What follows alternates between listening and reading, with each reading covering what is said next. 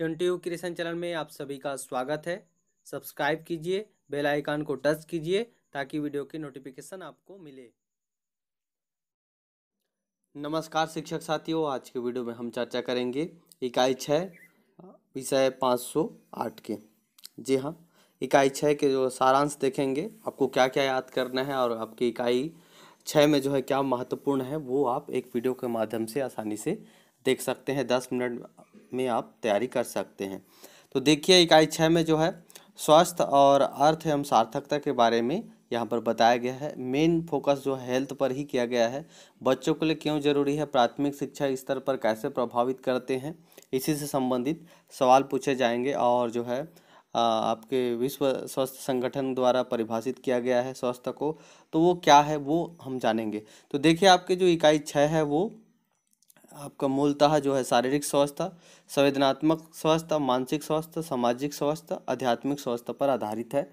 तो यहाँ पर पहले समझ लेते हैं कि स्वास्थ्य से आप क्या समझते हैं, परिभाषा को अपन जान लेते हैं। यदि आप वीडियो को देखते हैं तो लाइक और कमेंट जरूर किया करें और चैनल को सब्सक्राइब जरूर किया करें, इससे हमें प्रोत्साहन मिलता है। अंग्रेजी वाले ने काफ़ी जो है हमारे वेबसाइट पर एक दिन में कम से कम 1 लाख जो है हमारे अध्ययन सामग्री का अध्ययन करते हैं, इसके लिए बहुत बहुत धन्यवाद। और भी बहुत सारे ऐसे शिक्षक साथी हैं अंग्रेजी माध्यम वाले जिन तक जो है जानकारी अभी तक पहुंचा नहीं है। केवल और केवल हिंदी और अंग्रेजी में twcreation.com पर ही आपको अध्ययन सामग्री मिलता है। इस बात का आप ध्यान रखिएगा, तो अपने साथियों तक शेयर करिए। और बहुत सारे शिक्षक साथी जो है हमारे वेबसाइट को ढूंढ नहीं पाते या फिर हमारे चैनल पर नहीं है, तो उन तक जो है जानकारी पहुंचाना आपकी जिम्मेदारी बनती है। तो देखिए, आपके जो पहला जो सवाल बनता है वो स्वास्थ्य से आप क्या समझते हैं। तो देखिए, स्वास्थ्य एक मिश्रित अस्तित्व है, ये जो हमें एक जीवित सत्ता की कार्यक्षमता के बारे में बताता है। विश्व स्वास्थ्य संगठन ने स्वास्थ्य को परिभाषित किया है एक पूर्ण शारीरिक, मानसिक और सामाजिक तंदुरुस्ती और बीमारी या आसक्त की पूर्ण अनुपस्थिति के रूप में।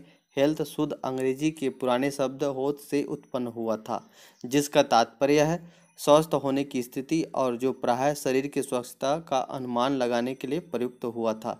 यानी कि शारीरिक रूप से, मानसिक रूप से उसमें कोई रोग ना हो, पूर्णतः ये सब चीज़ अनुपस्थित हो, ऐसे को हम पूर्णतः स्वस्थ कहेंगे। ये जो है आपका विश्व स्वास्थ्य संगठन के अनुसार परिभाषित किया गया है। फिर आपका जो सवाल बनता है यहाँ पर इन्हीं पॉइंट का आधार पर बनेगा, शारीरिक स्वास्थ्य से आप क्या समझते हैं। यहाँ पर जैसे देखिए, दूसरा जो सवाल है, स्वास्थ्य को प्रभावित करने वाले कारक क्या क्या हैं, जो आपके समर्थन में आपको उदाहरण भी देना है।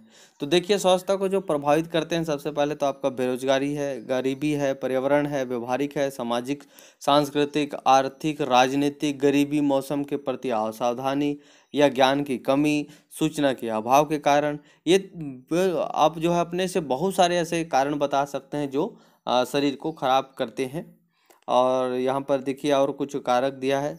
शिक्षा भी है, यदि आप शिक्षित नहीं हैं तो आप जो है बीमारी हो सकते हैं, और बीमार का सही इलाज नहीं कर सकते तो और उससे जो है अधिक बीमार हो जाएंगे। भौतिक पर्यावरण भी है, और बहुत सारे ऐसे जो है भौतिक पर्यावरण होता है जो वहाँ के हिसाब से शूट नहीं करता, ये भी है। जीव विज्ञान है, अनुवांशिकता, कई का जो डीएनए में ही होता है, जो माने माता का जो बीमारी है वो ही बच्चे में भी होता है, तो ये चलते आता है, तो अनुवांशिकता भी अपन कह सकते हैं। संस्कृति, लिंग, आमदनी, कई लिंग जो है महिला पुरुष के हिसाब से जो बीमारी होते हैं। सामाजिक स्थिति, रोजगार, कार्य करने की स्थितियाँ, स्वास्थ्य देखभाल नहीं हो पाती तो ये बेहतर सेवा नहीं हो पाते, तो इस कारण से भी ये बीमारी फैलते हैं और ये स्वास्थ्य को प्रभावित करते हैं। फिर आपका जो तीसरा जो सवाल है वो, शारीरिक स्वास्थ्य से आप क्या समझते हैं। बच्चों के लिए सफल शारीरिक स्वास्थ्य कार्यक्रम का क्या परिणाम होना चाहिए। ये बहुत महत्वपूर्ण सवाल है और यही आपके जो है डीएलएड से संबंधित है। शारीरिक स्वास्थ्य से आप क्या समझते हैं, बच्चों के लिए सफल शारीरिक स्वास्थ्य कार्यक्रम का क्या परिणाम होना चाहिए। शारीरिक स्वास्थ्य यानी कि वो शरीर से बिल्कुल तंदुरुस्त हो, उसके शरीर में कोई किसी प्रकार के रुकावट ना हो, ये शारीरिक स्वास्थ्य है। यहाँ पर लिख दिया हूँ मैं, इसको भी आप देख के तैयारी कर सकते हैं। एक अच्छे शारीरिक स्वास्थ्य का तात्पर्य है कि हमारे शरीर का प्रत्येक बाह्य अंग उचित रूप से कार्य कर रहा है, जैसे कि इससे सामान्यतः कार्य करने की आशा की जाती है, या हमारे आंतरिक अंगों और प्रणालियों की तंदुरुस्ती को भी प्रदर्शित करता है। शारीरिक स्वास्थ्य सजीव के अभिष्ट जीवन का एक महत्वपूर्ण पहलू है। तो इस प्रकार से हम शारीरिक स्वास्थ्य को कह सकते हैं। और यहाँ पर जो दूसरा जो पहलू है, बच्चों के लिए सफल शारीरिक स्वास्थ्य कार्यक्रम का क्या परिणाम होना चाहिए। एक सफल शारीरिक स्वास्थ्य कार्यक्रम को बच्चों को उनके शरीर की देखभाल, सफाई करने, स्वस्थ भोजन आदतें, सोने की आदतें, उनको आनंद देने वाली गतिविधियों के तरीके और शरीर को फैलाने, शरीर को विकास है, फैलाने यानी कि विकास, शरीर को देखने के उपकरण के में बच्चों का सहायक होना चाहिए, जिन्हें अच्छी तरह करने के लिए उन्हें अच्छी तरह बनाए रखना जरूरी है। यदि आप स्वास्थ्य कार्यक्रम कराते हैं तो इन सब चीज़ों में जागरूकता उत्पन्न हो, ऐसे कार्यक्रम होना चाहिए, तभी फायदा है। यदि आप जो है किसी भी यूनिट का लिंक आपको नहीं मिल पाता तो आप गूगल में सर्च कर सकते हैं www.20ucreation.com और वेबसाइट में जाकर आप बारी बारी से सभी विषय के अध्ययन सामग्री आप तैयारी कर सकते हैं। और अपने साथियों तक वीडियो और पोस्ट को ज़रूर शेयर किया करें ताकि उन तक भी पहुँचे। क्या है कि सभी लोग जो है आपके जैसे मोबाइल एक्सपर्ट नहीं होते और बहुत सारे शिक्षक साथी जो है गूगल या फिर किसी में सर्च नहीं कर पाते, तो उन तक जो है आप जानकारी शेयर करें। यहाँ पर देखिए आपका जो चौथा जो सवाल है, हम सब कह सकते हैं कि बच्चा संवेदनात्मक रूप से स्वस्थ है। संवेदनात्मक रूप से स्वस्थ होने के क्या फ़ायदे हैं। एक सफल संवेदनात्मक कार्यक्रम को बच्चों को उन्हें घबराहट या असुविधा अनुभव करने की अपेक्षा सेंसर टाइप क्या है, ये भी संवेदनाओं का आदर करना सीखने में सहायक होना चाहिए। और उनके अंदर जो घबराहट होता है, आत्मविश्वास की जो कमी होती है, वो उसको दूर होना चाहिए। यही आपका जो संवेदनात्मक जो स्वास्थ्य है वो पूर्ण करता है। अन्य लोगों की संवेदनाओं पर कैसे प्रतिक्रिया करें कि ये सीखने में सहायक होना चाहिए। फिर आपका जो पांचवा जो सवाल है, मानसिक स्वास्थ्य की परिभाषा दे। मानसिक रूप से स्वास्थ्य कब है, या वो सही तरीके से सोचे, सही परिणाम के बारे में जाने, अच्छा बुरा के उनको ज्ञान हो, ये मानसिक स्वास्थ्य है। मानसिक स्वास्थ्य तंदुरुस्ती की एक स्थिति है जिसमें व्यक्ति अपनी योग्यताओं को कार्यान्वित करता है, जीवन के सामान्य तनावों से लड़ सकता है, उत्पादक और फलदायी कार्य कर सकता है और अपने समुदाय में योगदान देने में सक्षम हो सकता है।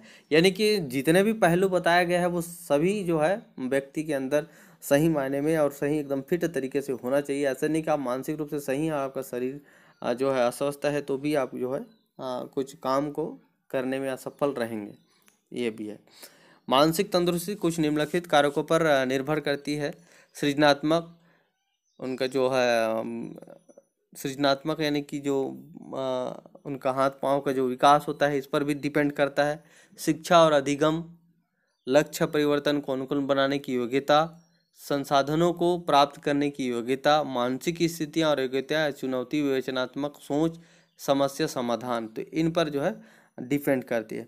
फिर आपका आता है सामाजिक स्वास्थ्य के विविध घटक क्या हैं, ये भी है। सामाजिक स्वास्थ्य के विभिन्न घटक क्या हैं, तो देखिए सामाजिक तंदुरुस्ती के कुछ घटक शामिल हैं। आपके पास आपके जीवन में सतर्क एवं स्वस्थ संबंध, आपका सामाजिक नेटवर्क, जैसे कौन से क्लब और संगठन आपसे संबंध है, आपकी सुरक्षा का स्तर, यदि आप समाज में रहते हैं सुरक्षित रहते हैं, आपकी आवासीय स्थिति, आपके आवास कैसे है, यदि आप जंगल में हैं तो आपके लिए समाज का निर्माण नहीं हो पाएगा, तो ये भी है। आपकी अंतः निर्भरता का स्तर, और यदि आप अन्य लोगों को सहायता देने या सहायता प्राप्त करने के इच्छुक हैं, तो ये जो बातें हैं ये सामाजिक स्वास्थ्य के विभिन्न घटक हैं, तत्व हैं।